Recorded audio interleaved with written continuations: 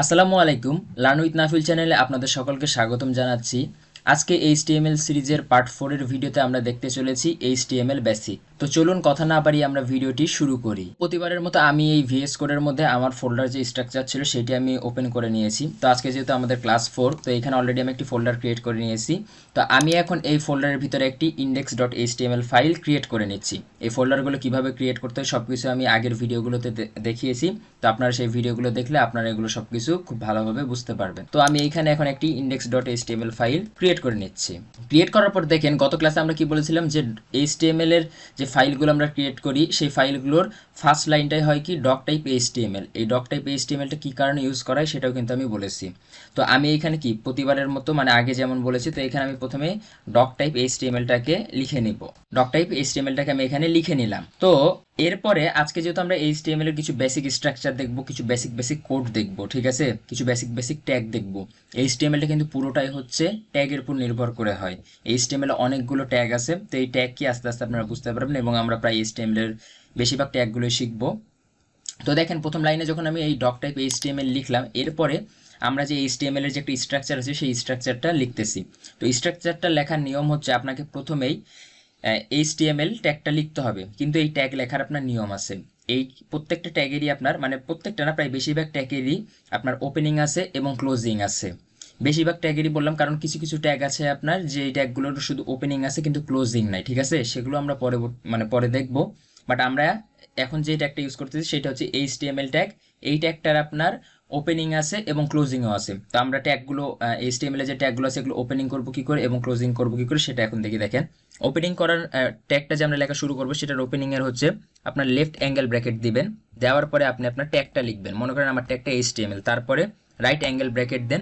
দেখেন VS code automatic আপনাকে কি HTML যে শুরু হলো এবং HTML এখানে দেখেন শেষ হলো।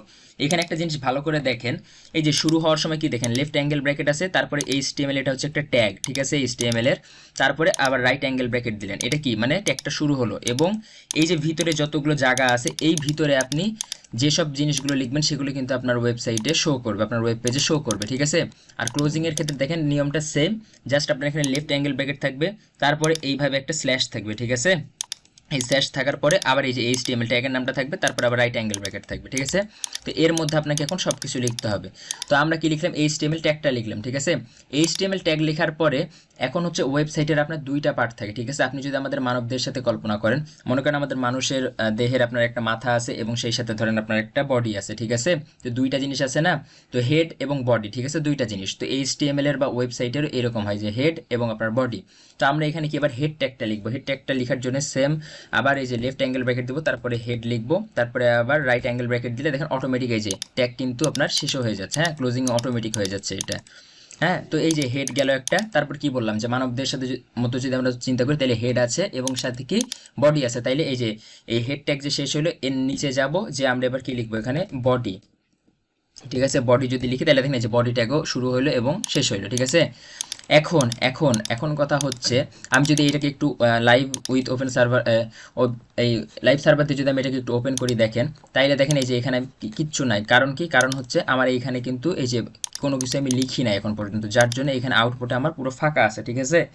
তো এখন দেখেন আমাদের এইখানে আমরা যে এইখানে এই যে হেড ট্যাগটা লিখছি, ঠিক আছে, এই মাথাটা এই যে হেড, এই হেডটা কোথায় থাকে দেখেন, হেড এবং বডি যেহেতু বলতেছি, তো হেড হচ্ছে আপনার থাকে মেইনলি এই যে এইখানে আমার কার্সরটা ফলো করেন, এই যে এইখানে এখন 12700 এই যে HTML বেসিক এইটা মনে হচ্ছে হেড বলা হয়, ঠিক আছে।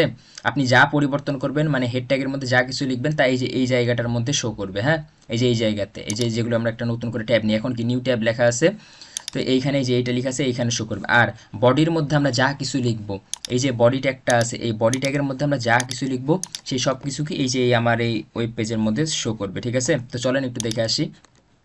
দেখেন এইখানে হেডের ভিতরে আমি আর একটা এন্টার দিলে এই যে ফাঁকা জায়গা ক্রিয়েট হবে, হ্যাঁ, আপনি এরকম অসংখ্য এরকম ফাঁকা জায়গা ক্রিয়েট করতে পারেন, সমস্যা নাই। তো এই হেডের মধ্যে আমরা আপনারা দেখবেন যে বিভিন্ন ওয়েবসাইট যদি আমরা ইউজ করি, হ্যাঁ, মনে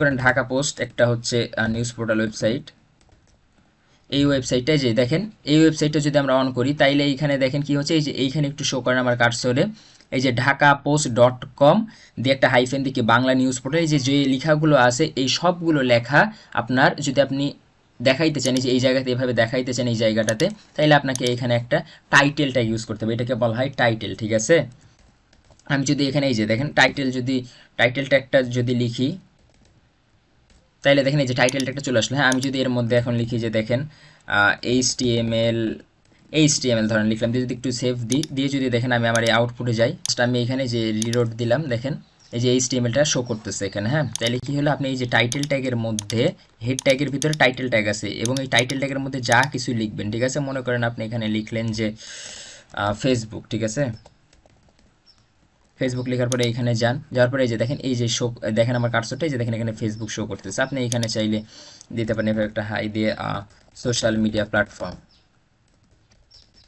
ধরেন আপনি লিখলেন, লিখে যদি এখানে যান, এখানে এই যে চলে আসছে, দেখেন হোভার করলেও দেখেন চলে আসছে ফেসবুক সোশ্যাল মিডিয়া প্ল্যাটফর্ম, এখানে কি চলে আসলো এটা। হ্যাঁ, তো কি হলো, টাইটেল ট্যাগের মধ্যে হেডের মধ্যে টাইটেল ট্যাগ আছে, এই টাইটেল ট্যাগের মধ্যে আপনি যা লিখবেন সেই জিনিসটা এই জায়গাতে শো করবে। ইভেন এই যে ঢাকা পোস্টের এখানে দেখেন একটা ঢাকা পোস্টের লোগো আছে, এটাকে বলে ফ্যাব আইকন। ঠিক আছে, এই ফ্যাব আইকন কিভাবে ইউজ করতে এটা আমরা পরবর্তীতে আস্তে আস্তে আরও জানবো। হ্যাঁ, তো এইবার গেল হচ্ছে এটা টাইটেলের বিষয় গেল, হেডের বিষয় গেল। এখন বডির মধ্যে আপনি যা লিখবেন সেই সব কিছুই কিন্তু আপনার এই ওয়েব পেজে শো করবে। ধরেন আমি বডির মধ্যে যদি লিখি যে HTML লার্নিং লিখলাম, মনে করেন HTML লার্নিং লিখে যদি আমি এটা সেভ করি, তারপরে এইখানে আসি, দেখেন এই যে এইখানে কি আমি একটু জুম করলাম, দেখেন এইখানে শো করতেছে। ঠিক আছে, যে HTML লার্নিং, আপনি যা কিছু লিখেন না কেন, এই যে বডি ট্যাগের মধ্যে, বডি যে শুরু হয়েছে শেষ হয়েছে এর মধ্যে আপনি যা কিছু লেখেন, দেন উই আর প্রোগ্রামার লিখলাম, তারপরে দেখেন এই যে এইখানে শো করতেছে। এখন আপনি চাইলে এইটাই যে পরের লাইনে কিভাবে পার করবেন, এটা তো পাশাপাশি হয়ে গেছে, আপনি চাইলে তো এটা প্রয়োজন আপনার নিচের লাইনেও আনতে হইতে পারে। তো এই সব কিছু আমরা আস্তে আস্তে দেখবো, অনেকগুলো ট্যাগ আছে যেগুলোতে আমরা চাইলে যে এটাকে নিচে নিয়ে আসতে পারি। তাইলে আজকের এই ভিডিওর মেন টপিকটা ছিল যে HTML এর যে বেসিক স্ট্রাকচারটা, ফার্স্টে ডক টাইম লিখতে হয়, তারপরে হচ্ছে HTML ট্যাগটা শুরু হবে শেষ হবে, তার মধ্যে হেড থাকবে এবং বডি থাকবে। ঠিক আছে, এখন হেডের মধ্যে আবার টাইটেল থাকবে, আর এই বডির মধ্যে শুধু হেডের মধ্যে কিন্তু টাইটেল থাকবে না, এর মধ্যে ফ্যাব আইকন আর অনেক কিছু থাকতেও পারে। ঠিক আছে, হেডের মধ্যে আর বডির মধ্যে আপনি যা লিখবেন তার সব কিছু এই যে এই পেজটার মধ্যে আপনার শো করবে, আপনার ওয়েব পেজে শো করবে। টাইটেলের মধ্যে যা কিছু দেখবেন, হেডের মধ্যে যা কিছু লিখবেন, সব কিছু যে উপরের এই জায়গাটাতে শো করবে। ঠিক আছে, তো এই ছিল আজকের এই ভিডিওতে। পরবর্তী ভিডিওতে আপনাদের সাথে অন্য একটি টপিক নিয়ে দেখা হবে। সেই পর্যন্ত সকলে ভালো থাকবেন, সুস্থ থাকবেন। আর আমাদের এই ভিডিওটি ভালো লাগলে অবশ্যই শেয়ার করে দিবেন, ক্লাসগুলো কেমন লাগতেছে অবশ্যই কমেন্টে জানাবেন, এবং সেই সাথে আমাদের ভিডিওটি লাইক করে দিবেন। এবং আপনারা যদি কোনো কিছু বুঝতে গিয়ে যদি সমস্যা মনে হয়, তাহলে আমাদের ফেসবুকে সাপোর্ট গ্রুপ আছে, সেইখানে পোস্ট করবেন, আমি অবশ্যই সেখানে আপনাদেরকে হেল্প করার ট্রাই করব। সেই সাথে আমাদের GitHub রিপোজিটরি আছে, আপনারা চাইলে এই কোডগুলো সেখান থেকে ডাউনলোড করে নিচেরা দেখতে পারেন। তো আজকের ভিডিও এই পর্যন্তই, পরবর্তী ভিডিওতে আবার কথা হবে। সেই পর্যন্ত সকলে ভালো থাকেন, আসসালামু আলাইকুম।